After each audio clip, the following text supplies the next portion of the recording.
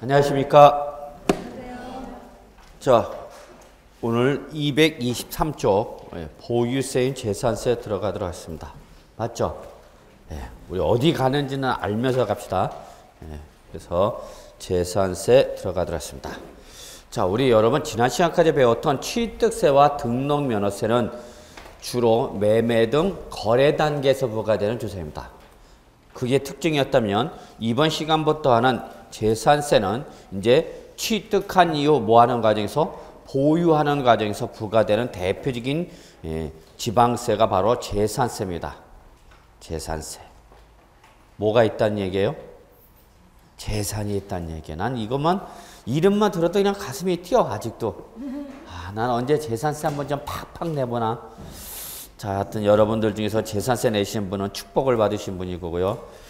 자, 그래서 이번 시간부터는 보유 단계에서 부과되는 대표적인 지방세인 재산세 공부하도록 하겠습니다. 여러분, 재산세 3문제 정도, 최소 3문제, 많으면 4문제까지 출제되는 부분입니다. 그리고 또 하나 강조하고 싶은 건 보유세에서 대장은 재산세입니다.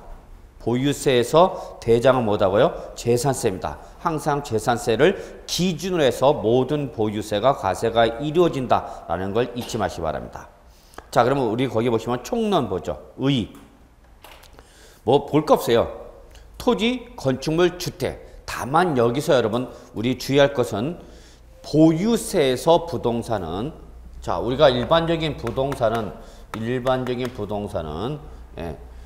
뭐를 말합니까? 토지, 그 다음에 뭐였죠? 건축물이었죠. 건축물.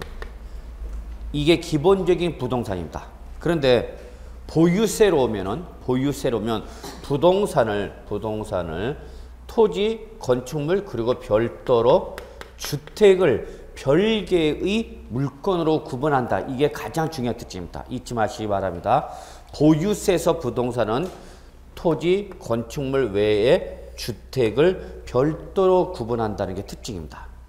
그러니까 이 토지, 당연히 이 토지에는 주택 부속 토지가 포함된 거다, 제외된 거다? 제외된 거다는 얘기예요. 제외된 거예요. 그러면 이 건축물에는 주택 건물이 역시 포함된 거다, 제외된 거다? 제외됐다. 그래서 일반 토지에서 주택 부속 토지와 일반 건물에서 주택 건물을 구분해서 제외해서 얘들은 별도로 뭘로? 주택으로 구분한다는 게 가장 중요한 특징이에요. 그리고 이 주택에는 당연히 그 주택의 부수 토지가 포함된 겁니다. 이렇게 앉을게요.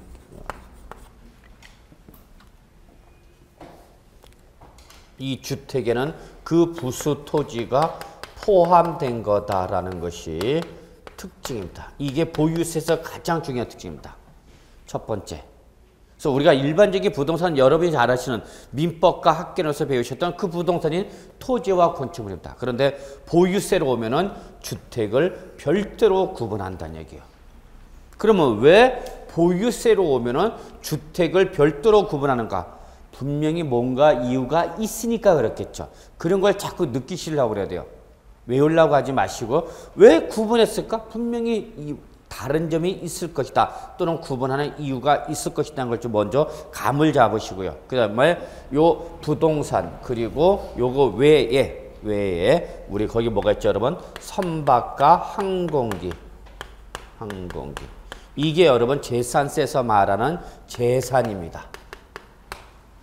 그래서 재산세에서 말하는 재산은 바로 일반적인 부동산과 그 다음에 선박과 항공기다라는 겁니다. 이게 재산세 과세 대상인 재산이에요. 혹시 여러분 중에서 선박과 항공기 갖고 있어갖고 특히 항공기 가지고 있어서 재산세 내고 계신 분이 있으면 살짝 손만 좀 들어보세요. 여러분 중에서 항공기를 보유한 분에서 이 항공기에 대한 재산세 내고 계신 분 있으면 살짝만. 나 정말 친해고 싶어서 그래요. 오늘 차 엄청 막히네요. 비가 와서 이제 간선 들어가면 꽉 막혀갖고 큰일 나는 줄 알았어요. 자, 그래서 이게 재산세에서 말한 재산이라는 걸 잊지 마시고요. 자, 그래서 이렇게 다시 한번 정리할게요. 토지, 건축물, 주택. 여기 슬래시, 부동산 슬래시. 그래서 여기까지가 부동산. 그 다음에 선박과 항공의 주의. 뭐는 없죠, 여러분? 우리가 일반적인 재산을 볼 수 있는 뭐가 없어요, 여러분? 자동차가 없죠, 자동차가. 그래서 시험에 나오는 거죠. 예전에 초창기 때 나왔어. 다음 중 재산세 과세 대상이 재산이 아닌 것. 그냥 그 슬쩍 뭘 집어넣는 거야? 자동차죠. 그럼 우리 자동차 취득하면 취득세 내요, 안 내요? 내죠? 자, 봐요. 자동차도 당연히 취득하면 취득세 과세 대상이 차량이기 때문에 취득세 냈어요. 근데 뭐 하면? 보유하면 자동차세, 죄송합니다. 재산세로 과세가 되는 것이 아니라 뭐로 과세한다? 자동차세로 과세하죠, 자동차세. 맞죠? 네, 다 잘 아시잖아요.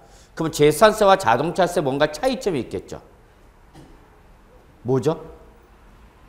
재산세는 1년에 한 번 내고요. 자동차세는 1년에 2번. 그게 다죠. 그 다음에 올해까지인가 2번 내는 거 한꺼번에 내면 우리 할인해 줬죠. 근데 내년부터 없어진다면서요? 그리고 자동차세도 올린대. 몰라. 씨. 네? 그래서 내년에 아마 세부담이 지금 세제 개편안으로 보면은 늘어날 것 같아요. 그래서 들어오는 소득은 안 늘어나는데 나가는 거는 엄청 늘어나죠. 여러분 제 말 맞죠? 네. 큰일 났어요. 자, 그래서 여러분 요 재산세에서만 재산이 있고요. 자, 그 다음에 보유. 자, 동그라미. 우리 이제 지금부터 무슨 세로 넘어왔죠? 보유세로 넘어왔죠. 그러니까 여러분 거기 이러한 재산의 뭐에 대해서 보유죠. 그러니까 재산세는 반드시 이 말이 나와야 되는 거죠. 보유 또는 무슨 말 나와야 되는가? 소유. 이 말이 반드시 나와야 되는 거죠. 자, 그럼 다시 한번요. 취득세는 무슨 행위가 일어나야 되는가? 취득. 그죠? 등록면허세는 뭐? 등록. 그러면 보유세로 오면 뭐가 나와야 된다는가? 보유 또는 소유. 이 말이 반드시 나와야 되는 거죠. 이게 보유세 가장 중요한 키워드가 되는 거죠. 이에 대해서 동그라미 뭐죠? 매년 부과되는 거죠. 매년. 동그라미 매년 부과된다. 취득세와 등록면허세는 매년에 한 번이에요. 한 번이죠. 그게 또 다른 거죠. 다시 한번 취득세와 등록면허세는 행위세이기 때문에 그런 행위가 일어났을 때에 개별적 한 번으로 과세가 되고 끝나는 거죠. 그래서 우리 취득세, 등록면허세는 무슨 세다고 여러분? 행위세. 그런데 재산세라는 무슨 세는? 보유세는 한 번 내고 끝나는 것이 아니라 뭐다? 보유하는 기간 동안 어떻게 하는가 여러분? 매년 부과된다는 것이 가장 중요한 특징이죠. 그래서 거기 성격 보시면은요. 자, 밑줄. 보유세가 제일 중요한 특징이죠. 재산세의 가장 중요한 특징은 무슨 세예요, 여러분? 보유세입니다. 보유세. 223쪽이요. 보유세. 보유세이기 때문에 얘는 특징이 보유하는 기간 동안은 어떻게 한다? 매년. 방금 말씀드렸죠? 계속적. 적으세요. 반복적. 그 다음에 뭐죠, 여러분? 정기적인 과세다.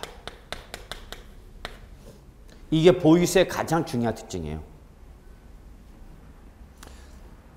난 이런 거 싫어갖고 정말 저는 취득 안 합니다.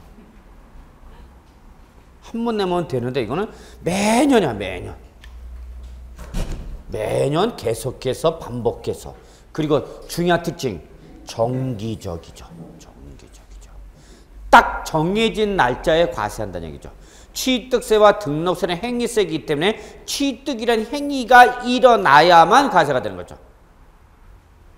그런데 얘는 이례적, 일시적이라는 것이 취득세의 특징이라면 얘는 매년 계속적, 반복적, 정기적인 과세죠. 정기적. 그래서 취득세와 등록면허세에서는 볼 수 없었던 반드시 적어 놓으셔야 돼요. 뭐가 나타나죠? 과세 기준일이라는 시간적 기준이 나옵니다. 모든 보유세는 항상 과세 기준일 현재로 과세합니다. 이게 보유세 특징이죠.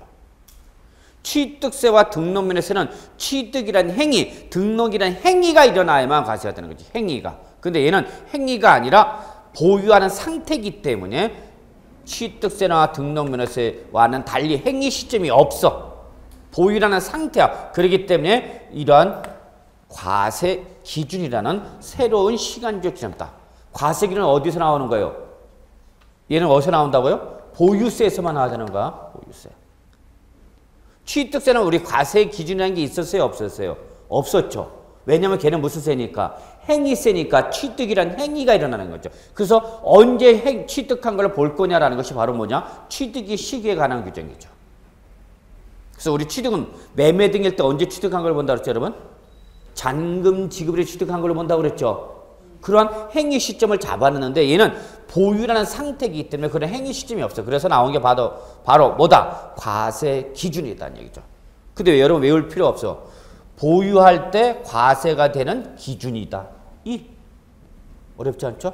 여기서 구체적으로 과세 기준은 언제냐? 매년 6월 1일이죠. 그래서 결론부터 말하면 우리가 공부하는 우리 보유세는 다 6월 1일 현재입니다.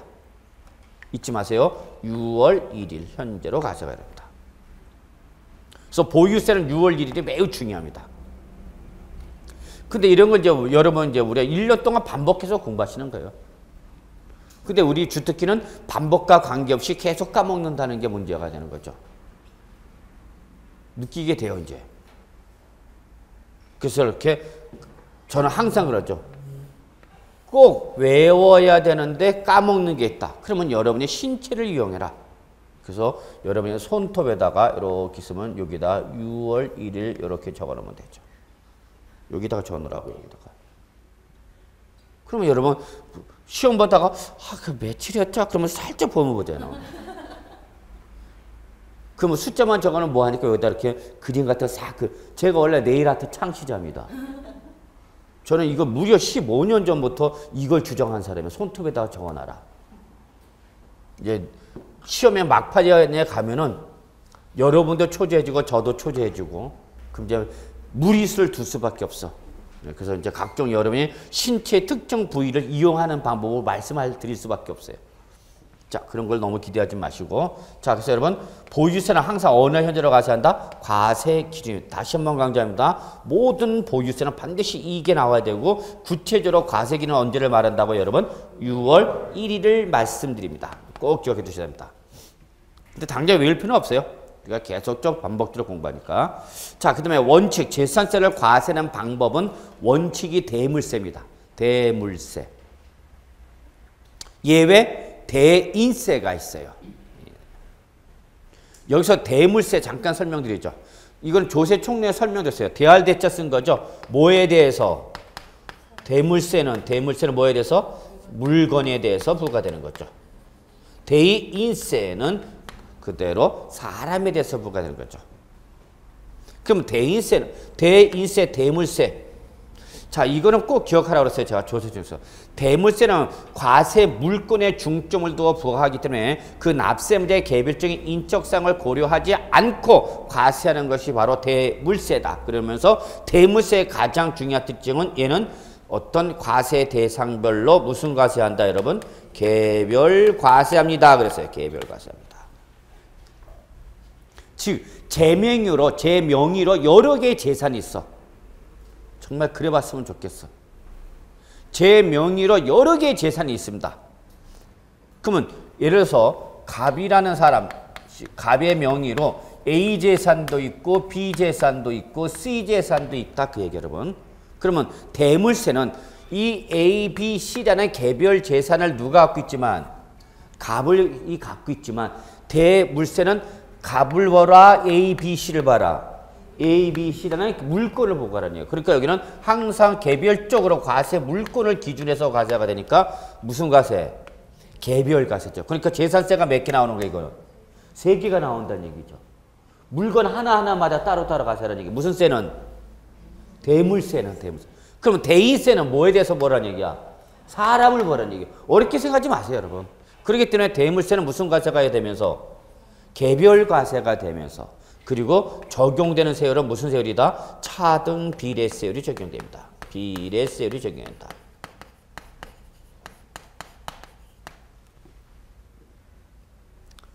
그래서 재산세는 요 대물세가 원칙이란 얘기예요, 여러분. 그러니까 제 명의로 갖고 있는, 갑의 명의로 갖고 있는 재산이 A, B, C 있다. 그러면 물건별로 하나하나씩 따로따로 개별과세하면서 여기에 대해서 무슨 세율을 적용하라, 여러분? 비례세율을 적용하는 얘기예요. 근데 예외적으로 재산세에서 무슨 세가 있다? 대인세가 있다는 얘기야. 사람을 보라는 얘기죠. 그러니까 얘는 재산을 봐라, 사람을 봐라. 사람. 그러니까 갑이 갖고 있는 재산은 다 갑을 기준으로 해서 과세가 되니까 여기는 재산세가 몇 개 나오는가? 하나만 나오는 거죠, 여기는. 그죠?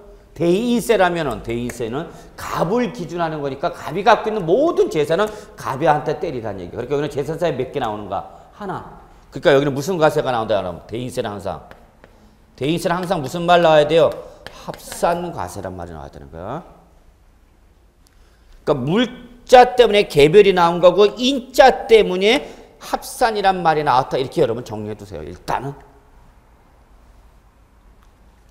그리고 합산한 가액이 크면 클수록 세율을 어떻게 높이 과세하는 거죠. 그래서 여기는 무슨 세율 나오는 거예요, 여러분? 누진세율이 나오는 거죠.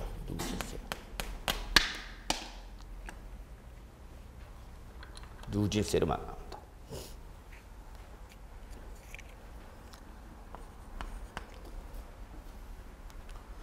이런 걸 좀 알아두시면은요, 계속 우리 앞으로 이제 내년부터 이제 정상적으로 공부를 할 때 이런 게 이제 축적이 되는 거야, 여러분. 아, 그래서 왜 이런 말이 나오는구나. 이래서 이런 말이 나오는 거구나. 이걸 여러분이 좀 느끼셔야 되는 거예요. 그래서 여러분이 매칠시키셔야 됩니다. 개별과세면 비례세율, 합산과세면 무슨 세율? 누진세율. 이게 기본 구조입니다. 요걸 갖다가 연결을 시키셔야 됩니다. 연결. 그러니까 출제원들은 이런 거를 중간에서 틀어버리는 거죠. 중간에서 틀어버리면 여러분 어머? 하고 잡아내야 되는 거야. 중간에서 바꿨는데 바뀐 거를 모르고 있으면 계속 나는 답 없음으로 가는 거야. 문제 풀 때마다. 꼭 좀 기억해 두셔야 됩니다. 근데 거기 보시면 여러분 대인세는 따로 외울 필요가 없어요. 거기 뭐라고 써져 있냐면 대인세는 거기 써져 있어요. 별도 합산과세토지, 종합 합산과세토지. 무슨 말 들어갔어요, 여러분? 합산이란 말 들어갔죠. 아, 그 합산 과세는 사람을 기준해서 과세하라, 그 얘기입니다. 그죠? 별도 합산 과세 토지. 일등이나 들으세요. 종합 합산 과세 토지가 좀 이따 설명드릴게요. 그래서 여러분, 이것이 기본적인 성격이다라는 걸 잊지 마시고요. 자, 그 다음에 하나 더 할 거예요. 거기 3번 수익세, 밑줄. 재산세의 가장 중요한 특징은 여러분 수익세입니다. 수익세. 수익이라는 것은 뭐를 말하냐면 재산을 보유함으로써 발생될 것으로 예상되는 수익을 말합니다. 재산을 보유한다면 발생할 걸로 예정되는 수익, 밑줄 수익. 대표가 바로 뭐예요, 여러분? 임대소득. 임대소득이죠. 네가 재산을 갖고 있으면은 혼자서 다 쓸 건 아니지 않냐? 그럼 뭐 할 것이다? 임대할 것이다. 임대하니까 뭐가 발생하는가? 임대소득이 발생하죠. 그러한 것이 발생할 걸로 예상돼서 부과되는 성격의 조세가 바로 재산세입니다. 그래서 여러분 요 수익세란 말은 반드시 옆에 응익과세와 같은 일맥상통하는 말로 보시게 되고요. 그리고 요 수익세 또는 응익과세란 말은 반드시 재산세에서만 나옵니다. 재산세. 어디에서만 나와야 된다고요? 재산세에서만 이 말이 나와야 됩니다. 취득세와 등록면에서 옆에다 적으세요. 취득세와 등록면에서는 응능과세입니다. 응익과세가 아니라.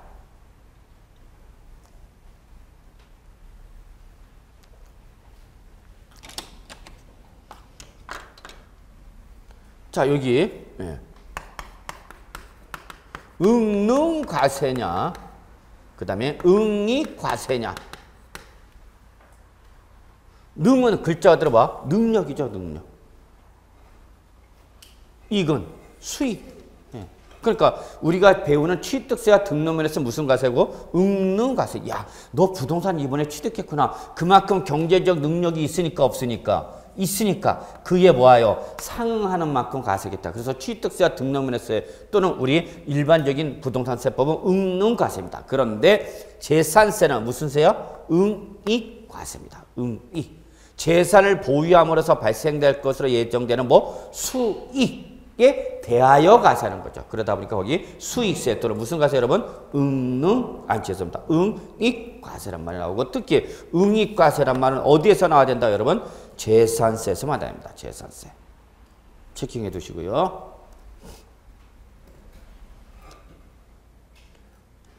자, 그 다음에 우리 세법의 당사자인 과세권자 납세 문제 한번 살펴보죠.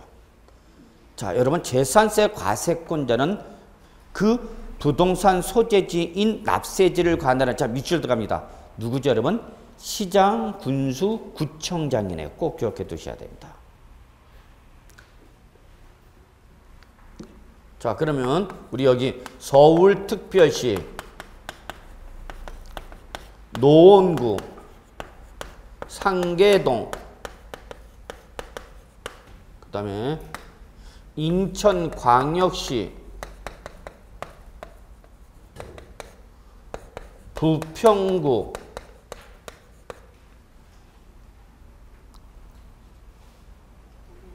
무슨 동? 그냥 부평동 갑시다. 있겠지 뭐 설마.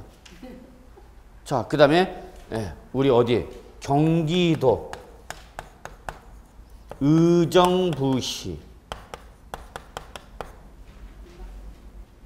밀락동 맞죠? 버스에서 본 것 같아. 밀락동 가는 버스. 자, 그럼 봐요. 서울특별시 노원구 상계동에 소재하는 부동산에 대해서 또는 부평동, 밀락동에 소재하는 부동산에 대해서 자, 우리 정리합시다. 취득세는 누가 과세권자가 된다? 서울은 서울특별시자, 부평동은 인천광역시자, 의정부에 있는 건 경기도 도지사. 그래서 취득세는 기본적으로 누가 과세권자다? 광역지방자치단체장이 과세권자입니다. 그랬죠. 그런데 지금 하고자 하는 뭐는 재산세는 누구다 여러분? 시장, 군수, 구청장이라는 얘기예요. 그러니까 여기 노원구, 부평구, 의정부시라는 기초지방자치단체장이 바로 재산세 과세권자다 그 얘기예요 여러분.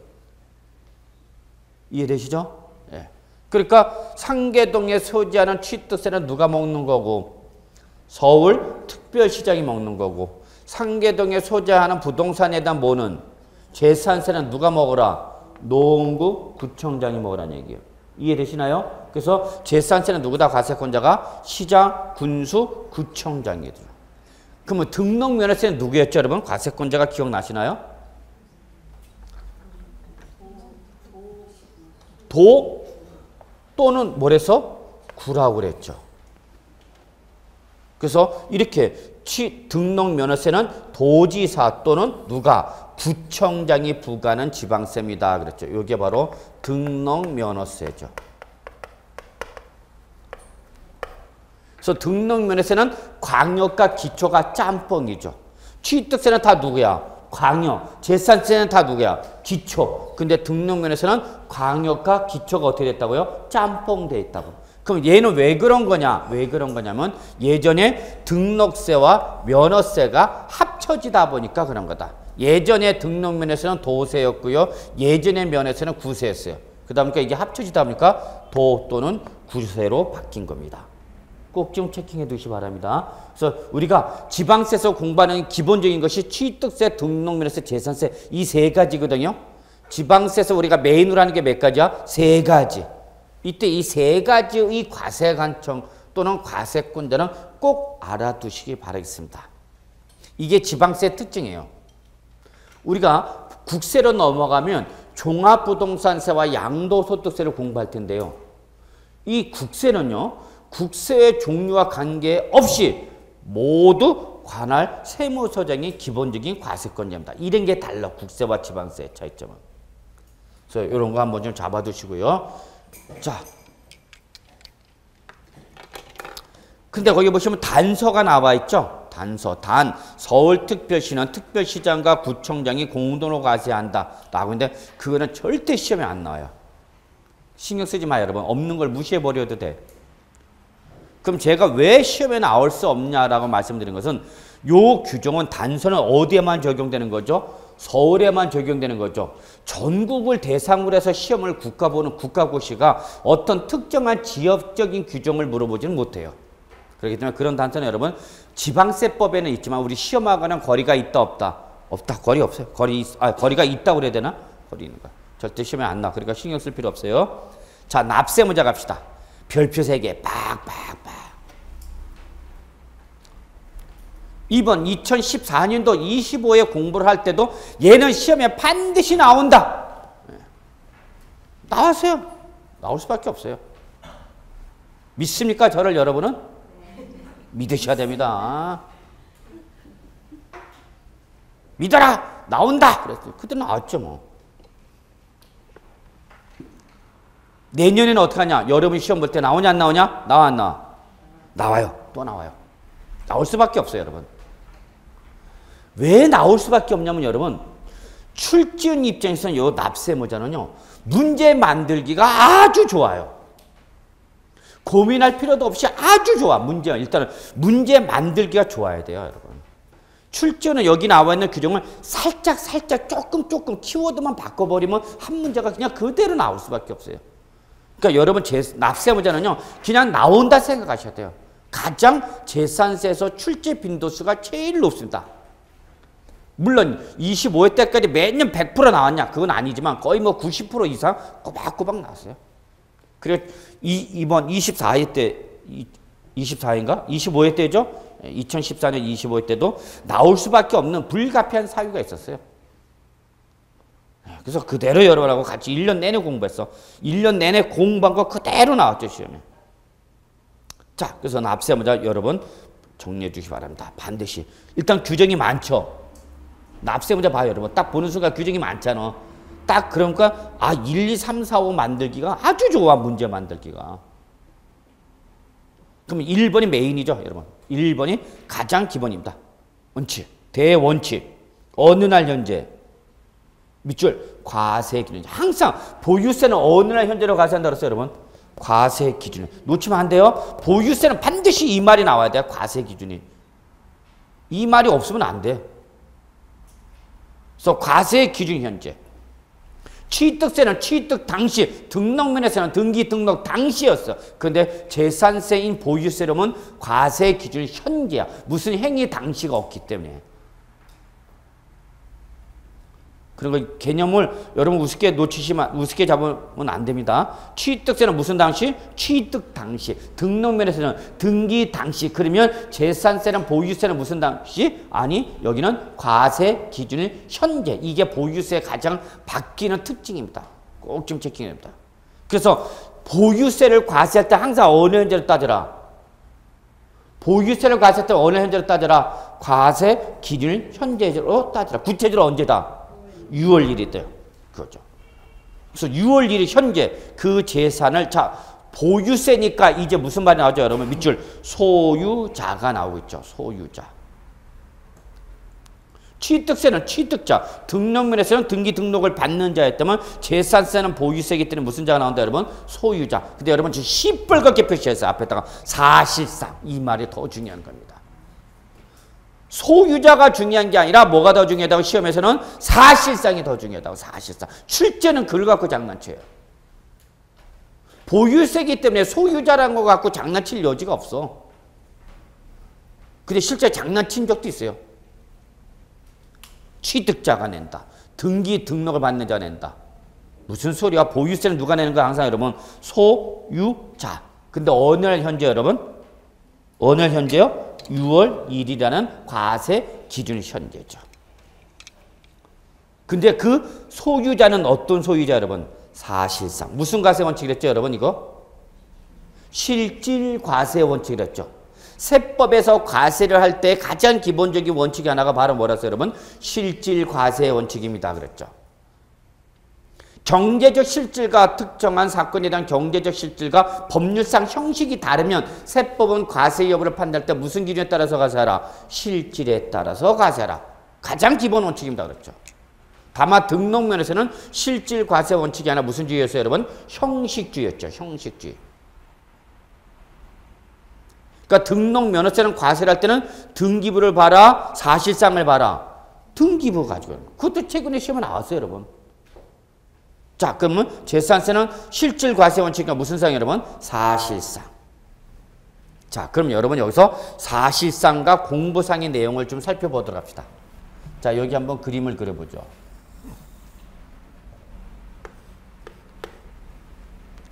이 6월 1일, 1년 중에서 6월 1일을 보유세를 과세할 때 기준으로 잡는 날이다. 그래서 이걸 뭐라고 그런다, 여러분? 과세 기준입니다. 어렵지 않죠, 여러분? 우리 어려운 거 없어요, 여러분.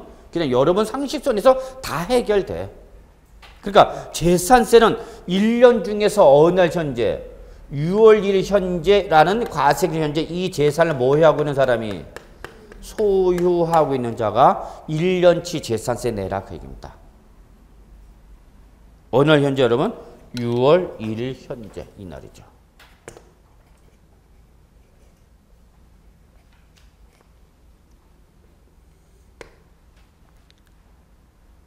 자, 그런데 5월 28일 날에 갑으로부터 을에게 이 특정한 부동산이 매매로 소유권이 이전되었고요. 요 5월 28일 날에 이 갑과 을 간의 매매의 잔금 지급일이었습니다. 바로 공인중개사가 되시면 바로 이거야. 여러분 시험에 합격해서 신문 나가시면 세법이 제일 먼저 나오는 거죠. 그래서 갑과 을 간의 매매로서 잔금 지급일이 언제였다고 여러분? 5월 28일 날. 좀 더 명확히 말씀드리면 갑이 양도자고 을이 양수자입니다. 그러면 요 단계에서는 갑한테는 뭐가 부과되는 거고 매매 단계에서 갑한테는 뭐가 부과되는 거고 기본적으로 양도 소득세 그렇죠? 그리고 을한테는 뭐가? 취득세 이거예요 여러분. 우리 부동산세법은 이거야 여러분. 매매 보유 이거야. 뭐 어려운 게 뭐 있어?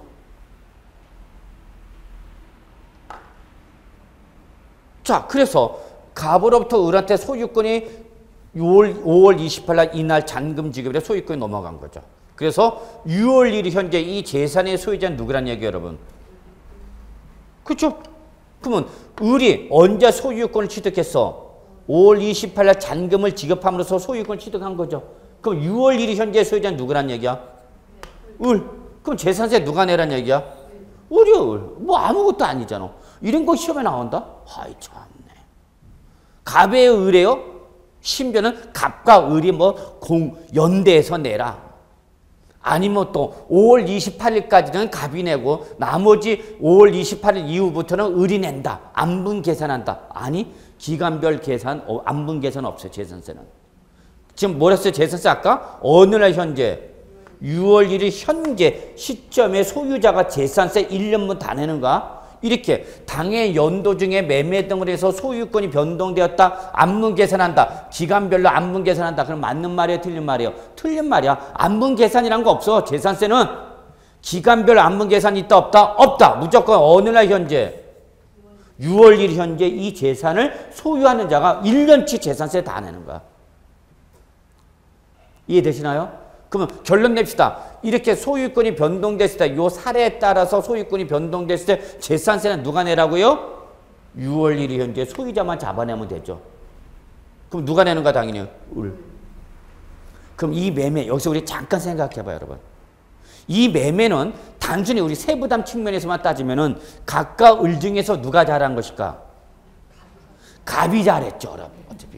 어차피 내가 올해 뭐 할 거라면 매도할 계획, 올해 매도할 거라면 어느 날 현재 6월 1일 전에 처분하는 게 누구 입장에서 유리한 거고 매도자 입장에서 유리한 거죠. 그러면 매수자 입장에서는 어느 현재 이후에 6월 1일 이후에 취득하는 게 유리하다. 이게 상반되는 거죠. 재산세만 갖고 따졌을 때. 그럼 어차피 매도할 거라면 언제 이전에 처분하라? 6월 1일 전에 처분하라. 매수할 거라면 언제 취득하라? 6월 1일 이후에 취득하라. 이런 것도 하나의 재산세라죠. 재산이 큰 사람들은 그 부담이 적지 않죠, 여러분. 아주 중요하죠. 그래서 결론 냅시다. 이런 문제가 시험에 나와요? 나와요. 나왔었던 거고요, 과거에도.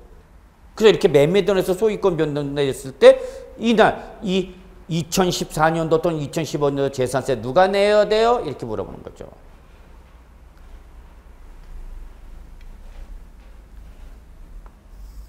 자, 또 합시다. 자, 이번에는 9월 1일 날에 을이 사망을 해서 병한테 상속이 이루어졌어요.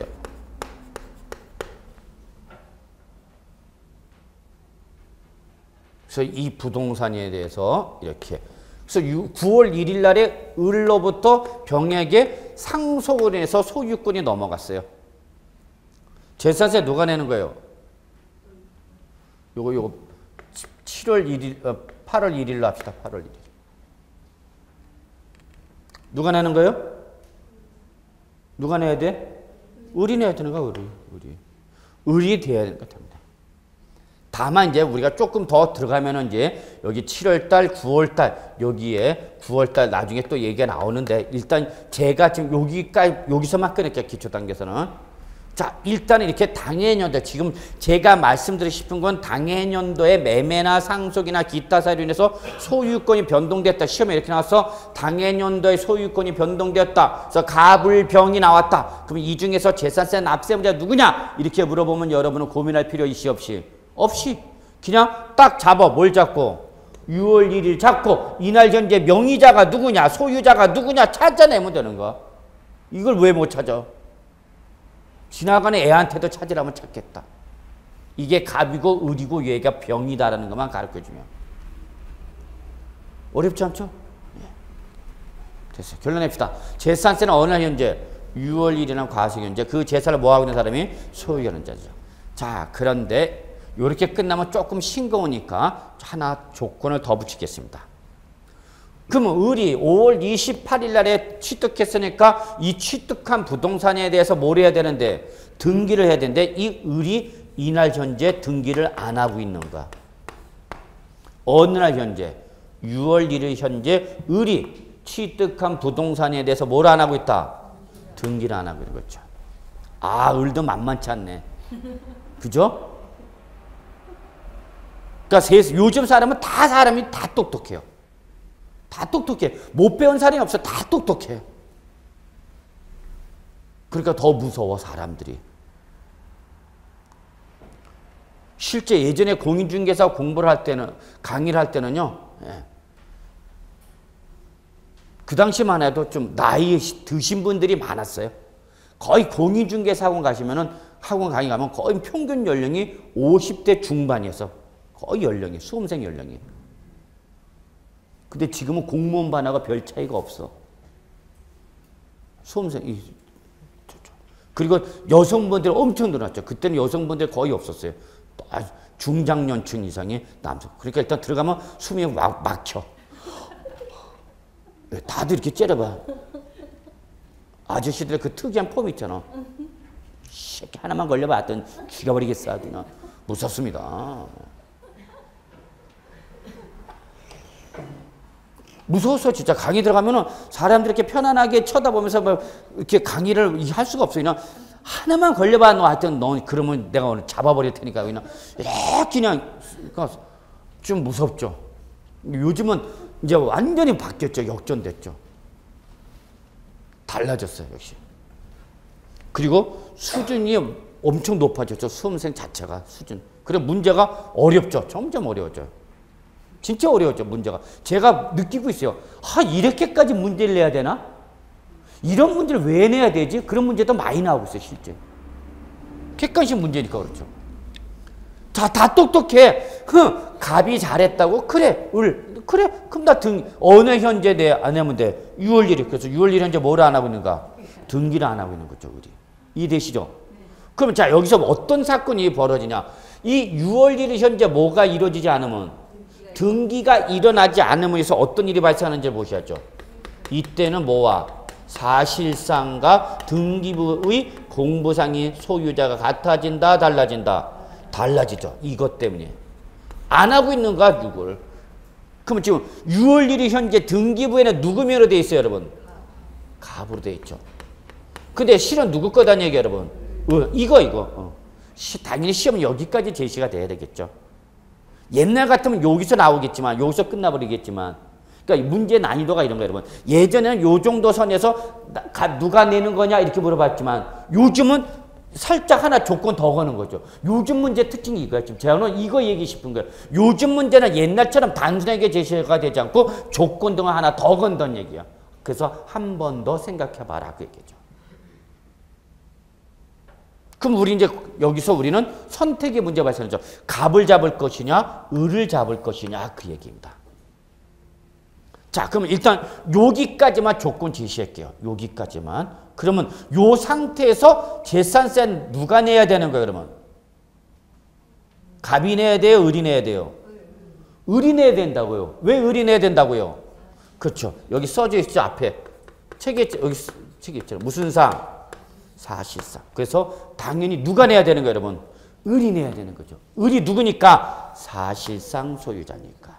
그래서 여러분 거기 뭐라고 했어요, 여러분? 6월 1일 현재 뭐다? 사실상. 그래서 제가 사실상에 동그라미 칠한 이유가 바로 이겁니다. 시뻘겋게. 표시해놨어요? 근데 이제 조금 더 현실적으로 갑시다. 그러면 지금 뭐를 안 하고 있으면 을이 뭐를 안 하고 버티고 있어? 등기를 안 하고 있죠. 그래서 실은 소유권이 을한테 넘어갔는데 등기부상에 소유권 변동 등기가 없으니까 계속 등기부상 누구로 잡힌다? 갑. 그러면 우리는 이렇게 과세 여부를 판단할 때 사실상과 공부상이 달라지면 우리는 등록면허세가 아닌 한 무슨 과세원칙에 따라서 실질 과세원칙에 따라서 누굴 잡아라? 사실상을 잡아라. 됐죠? 여기까지? 근데 여러분 문제는 재산세는 과세권자가 재산세를 계산해서 여러분한테 뭘 보내주냐? 고지서를 보내주는 보통 징수 방식을 취하고 있습니다. 취득세나 등록면허세는 누가 내는 거죠? 납세 의무자가 취득하거나 등기하면 스스로 신고 납부하는 거죠. 그런데 재산세는 보통 징수 방법밖에 없다. 다른 말로 말하면 재산세는 납세 의무자가 계산하는 것이 아니라 누가? 과세권자가 세액을 계산해서 여러분한테 뭘 보내준다고요? 고지서. 그럼 과세관청은 등기부상의 변동이 없으니까 누구 걸로 봐요? 이 과세관청은 누구 걸로 본다고? 갑 걸로 보지. 왜? 등기부상에는 갑으로 되어 있으니까. 그러니까 과세관청은 기본적으로 뭐를 가지고 따지고? 공부상 요건을 가지고 따지는 거고요. 과세관청은 공부상의 현황을 가지고 파악했지만 당사자인 납세 의무자는 뭐야? 사실상을 알죠. 누구 거라는 걸? 을 거라는 걸 알죠. 그러면 과세관청은 요런 사건이 발생하면 당연히 과세관청은 누구 걸로 보고? 갑 걸로 보고 갑한테 재산세 때리겠죠. 이해되세요? 그러면 하나 더 이제 다 왔어 이제. 그러면 갑한테 재산세 때리면 갑은 기껏 재산세 안 내려고 언제 처분했는데 6월 1일 전에 처분했는데 이 취득한 을이 역시 얘도 똑똑하니까 뭐를 안 해서 등기를 안 하고 버티다 보니까 누가 내게 돼버리는가? 갑이 내게 되죠. 갑이. 이해되시나요? 그러면 갑은 억울해 안 억울해?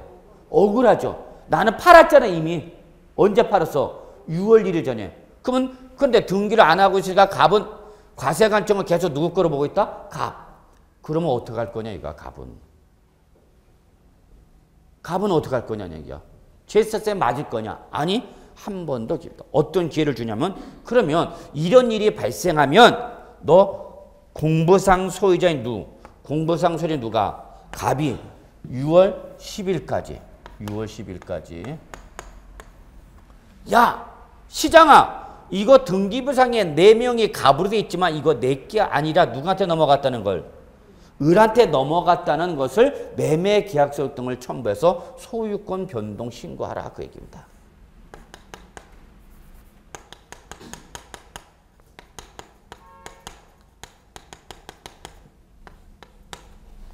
언제까지 하라고요? 6월 10일까지. 6월 10일까지 소유권 변동 신고를 공보상 소유자 갑이 하라는 얘기야. 시장아 이거 내게 아니라 누구 거다고? 을 거다고 뭐 하라? 신고하라. 왜 을 건지 매매계약서 등을 첨부해서. 그러면 갑이 이러한 소유권 변동 신고를 하면 소유권 변동 신고를 한다. 그러면 소유권 변동 신고를 하면은 과세관청은 갑게 아니라 누구 거라는 걸, 을 거라는 걸 알아요, 몰라요? 알게 됐죠. 갑이 신고했으니까. 그러면 이때는 재산세 납세무자 누가 되는 거예요? 이때는 사실상 소유자 을이 됩니다.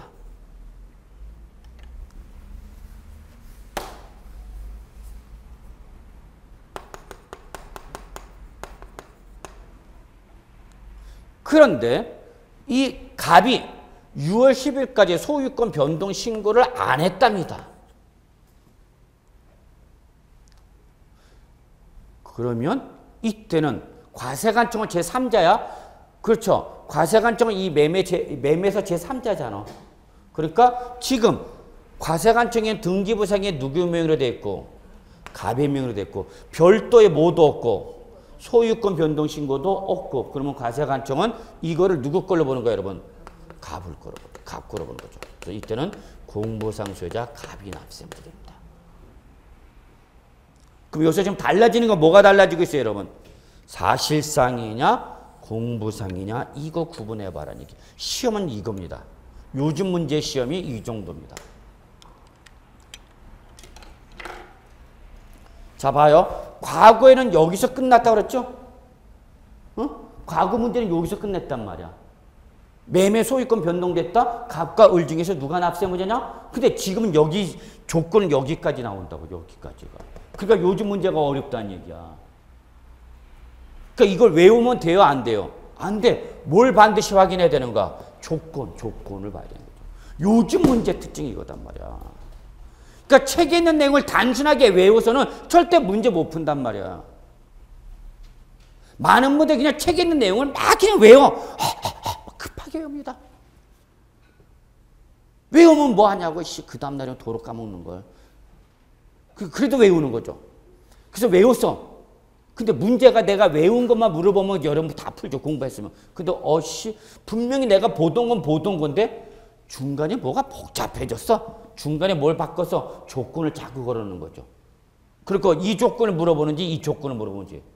그러니까 무조건 사실상 이것만 외우신 분은 이것만 외우시면 뭐 틀리죠. 출제는 이렇게 내버리니까. 이해되시나요? 요즘 문제가 다 이 정도 수준이야. 요즘 문제가. 그러니까 나중에 여러분 우리 기출문제 꼭 풀어보셔야 되는데 여러분 옛날 때 문제하고 지금 문제를 비교하면요. 여러분 정말 우리 요즘 꼭 공부할 때 옛날 문제 보면 콧방귀 낄까? 아유 이때 볼걸. 진짜 느낌이다 여러분. 요즘 문제가 어려워. 예전처럼 이렇게 이거 안 줘. 여기까지 온다니까. 여기까지 끌고 온다니까. 문제를 내는데. 그래서 어렵다는 얘기죠. 그래도 우리 여러분 저와 같이 1년 열심히 공부하면 아마 세법에서 12개, 13개는 충분히 맞출 수 있습니다. 그러니까 여러분 생각해. 2-3개는 버리겠다. 우리는 시험의 합격은 여러분 60점 이상만 맞으면 되는 거 아니야. 그죠? 그러면 여러분 2-3개는 버린다 생각하셔야 돼요. 이 말씀을 왜 드리냐면 16개, 다른 과목 20개, 40문제 다 풀려면 여러분 완벽하게 공부해야 되잖아. 근데 그럴 필요까지는 없다는 얘기야. 우리 몇 점만 넘으면 되니까 60점만 넘으면 되는 거야. 이거 공인중개사 수석했다고 해서 신문이 안 나옵니다, 여러분. 뭐 사법고시 뭐 이런 거 수석하면 시험에 나오고 막 시험에 나온다. 신문에 나오고 막 그러죠. 근데 공인중개사는 신문까지는 안 나오고 1등 했다고 해서. 그러니까 너 1등에 욕심하지 마. 1등 하는 거 아니야? 수석 노리지 마. 그러면 제가 이걸 말씀드리는 것은 뭐냐면 너무 넓게 깊숙이까지 들어가지는 말라는 얘기야. 일단은 기본 틀을 잡아놓고 그 잡아놓은 기본 틀을 잡아놓고 그래서 조금씩 넓혀가는 식으로 공부를 하셔야 여러분이 실수 없이 분명히 학교하는데 마음만 앞서다 보니까 이것도 해야 되고 저것도 해야 되고 급하기만 하죠. 그러지 마시고요. 기본 골격만 잘 잡으시 바랍니다. 자, 그래서 요즘 문제 스타일을 제가 말씀드린 겁니다. 요즘 문제가 이렇게 납세 의무자를 물어보는데 여기까지 지금 조건을 제시하면서 출제되고 있습니다라는 걸 보여드린 겁니다. 자, 그럼 결론 낼게요. 여기서 우리가 하나 의구심을 가질 수는 있겠죠. 아, 이상하네. 갑이 뭐라도 했었으면 이 상황에서 갑이 뭐라도 했으면 소유권 변동 신고를 했으면 재산세 안 내는데 왜 안 했지? 그죠? 몰라서 안 낸 거죠. 몰라서. 이런 규정이 있다는 걸 6월 10일까지 소유권 변동 신고를 해야 된다는 걸 갑이 알아 몰라? 모르잖아. 여러분도 일반적으로 몰랐을 거 아니에요. 그럼 이 매매일 때는 누가 얘기를 해줬어야 되는가 이거를? 공인중개사가 얘기해 줬어야 되는 거야. 공인중개사가. 이 6월 1일 전에 이러한 사건이 발생하면 갑한테 최소한 이런 얘기는 해줘야 되는 거야. 네가 분명히 지금 6월 1일 전에 처분을 한다 하더라도 매수자가 뭐를 하냐면 등기를 하냐면 6월 1일 현재 재산세는 누가 낸다? 네가 내야 된다. 네가 내기 싫으면 언제까지? 6월 10일까지 뭐라도 하라. 소유권 변동 신고를 해라. 하지 않으면 그냥 법에 의해서 네가 내야 된다. 이걸 얘기해 줘야 되는 거죠. 공인중개사가. 근데 알아 얘기해 주지. 알아야. 세법 시간에 안 나왔단 말이야.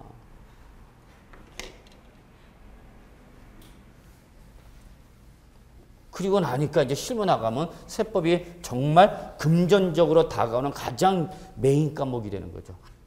그래서 여러분 정리할게요. 1번 아주 중요한 의미입니다. 이게 가장 기본입니다. 여러분. 그래서 결론 냅시다. 6월 1일 현재 소유자다. 근데 문제는 이때 공부상과 사실상이 뭐하면 달라지면 우리는 뭐에 따라서 실질 과세의 원칙에 따라서 여기서 누굴 잡아라? 사실상을 잡아라. 근데 사실상을 잡기를 과세관청이 쉬우니까 어려우니까? 어려우니까 이러한 내용에 대해서 소유권 변동이 있게 되면 10일까지 뭐하라? 소유권 변동 신고를 누가 하라? 갑이 하라. 그러면 너는 그 소유권 변동 신고에서 과세관청이 누구한테 넘어갔다는 걸? 을한테 넘어갔다는 걸 과세관청이 아니까 이때 납세문이 누가 된다? 을이다. 근데 뭘 안 하면? 신고를 안 하면 너는 등기부상에 너의 명의로 됐고 별도 소유권 변동 신고도 없으니까 이때는 누가 되는 거다? 공부상의 소유자가 되는 거다. 되셨나요? 네. 그래서 출제는 문제 낼 때 여러분한테 요걸 물어볼지 요거를 물어볼지는 저도 몰라요. 그거는. 이건 누구 마음이니까? 출제의 마음이니까. 그렇지만 이 문제가 나온다는 건 여러분이나 저는 언제든지 예측할 수 있다는 얘기죠. 다만 뭐를 확인해야 되는가 지금 여기서. 뭐를? 조건을 확인할 줄만 하면 된다. 그래서 여러분 이 조건에 따라서 달라지는구나. 그래서 여러분 거기서 사실상이란 말과 공부상이란 말이 나온다는 걸 여러분이 좀 이해해 두시기 바라겠습니다. 그 다음에 거기 의제 납세무자 있죠. 의제 납세무자. 여기서 여기까지 하고 좀 쉬죠. 의제는 다른 말로 여러분 간주. 끝자가 뭐죠 여러분? 뭐뭐한 거로 본다. 이러한 간주 규정과 대응되는 규정이 무슨 규정이죠 여러분?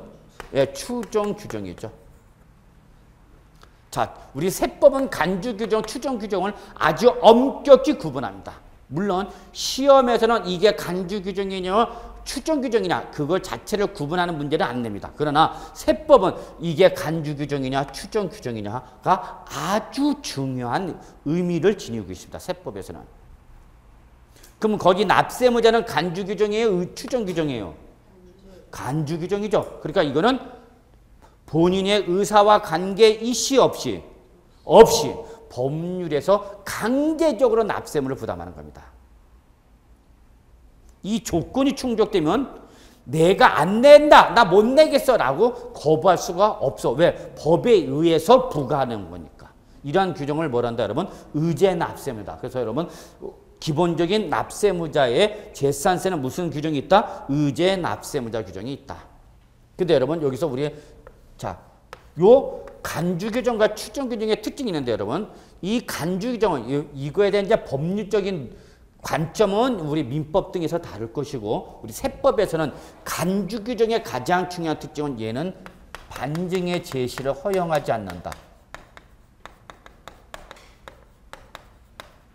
허용하지 않는다. 그러나 추정 규정은 반증의 제시를 허용한다. 이게 세법에서 가장 중요한 의미를 갖고 있습니다. 법률적 관점은 민법 등에서 따질 것이고 우리 세법에서 이게 간주 규정, 의제 규정이냐와 추정 규정이냐에 따라서 이렇게 차이점은 뭐냐? 반증의 제시를 허용하냐, 허용하지 않냐. 이게 우리 세법에서는 더욱 중요한 의미라는 얘기입니다. 그러니까 간주 규정을 허용한다 안 한다? 안 해. 반증의 제시를. 나는 너를 도둑놈으로 본다. 그러면은 간주 규정은 나는 너를 나쁜 놈으로 본다. 도둑놈으로 본다. 그러면 그 사람은 실제 나쁜 놈이냐 도둑놈이냐의 반증의 제시와 관계없이 뭐가 되는가? 나쁜 놈이 되는 거죠. 그런데 무슨 규정이? 나는 너를 나쁜 놈으로 추정한다.